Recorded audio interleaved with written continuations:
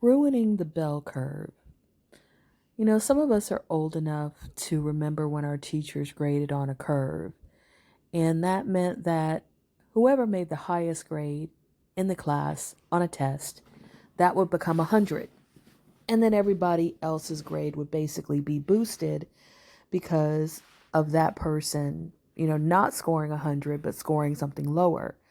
So if that person made an 85 and that was 100, that meant that basically a person with a 55 would get a 70 in the grade book. And patriarchy kind of works like that because what it has tried to do a lot of times is make people believe that you can't get a good man, not what women would consider a good man. They've tried to basically lower the standard from, let's say, an A. We're not going to say 100, we'll say a 90. From an A to a 70 or a 60 or something lower. And so they'll say something like, well, this man has a good job and this man, he comes home at night, so you should take him as your man, as your mate, as your husband, leaving out every other quality that might be something that's desirable to women and ignoring the things that a lot of women say are most important.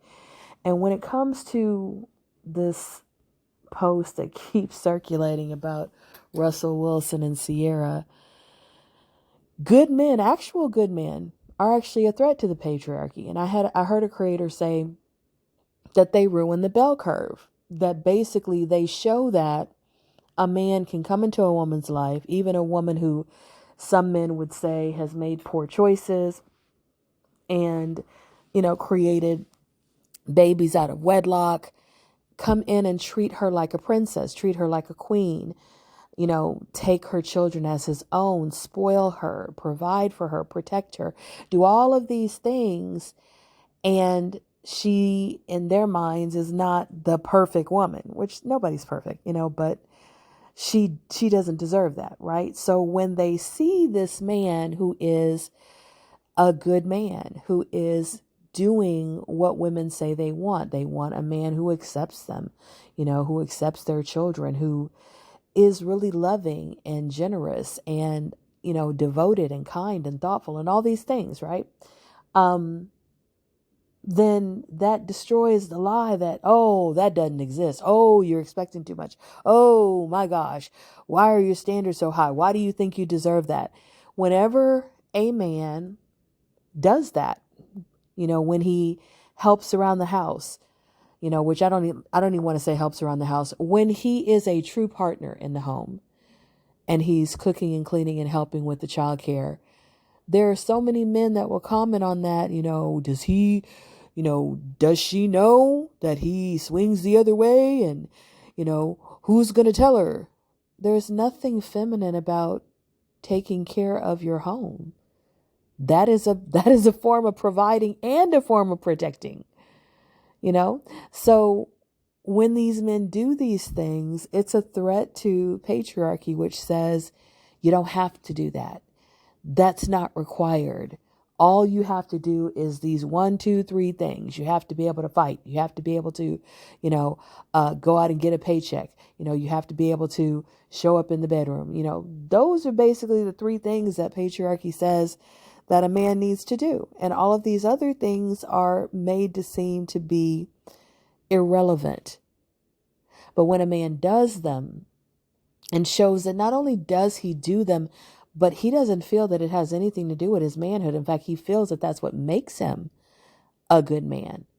That's a threat to this patriarchal lie that manhood is somehow ignoring the needs of a woman, telling a woman what she should want and what she shouldn't want, making it seem as if her wants and needs are ridiculous and frivolous. So when men take women seriously, when men treat women as equals, when men are, like I said, true partners, that's a threat to patriarchy, because patriarchy isn't built on partnership. It isn't built on mutual respect. It isn't built on teamwork. It's built on a hierarchical system, a hierarchy, where very few people are at the top. You have the 1% at the top, the rich, the white Christian men, and then everybody else is going down the pyramid to where women and children are at the very bottom.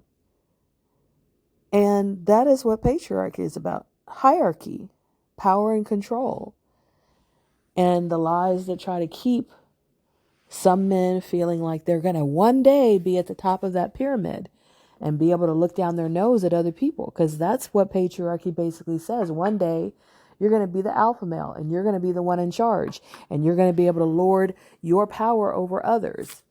Whereas matriarchy and egalitarianism says, you know what? We're partners. We're a team. We work together. One is not above the other. We are equals.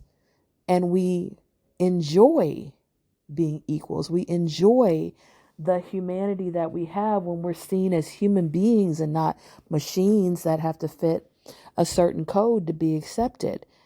A code that's very strict and doesn't let us have feelings, doesn't let us have emotions, doesn't let us have wants and desires and weaknesses and flaws, because it basically expects us to show up as machines that are constantly working and producing for the economy.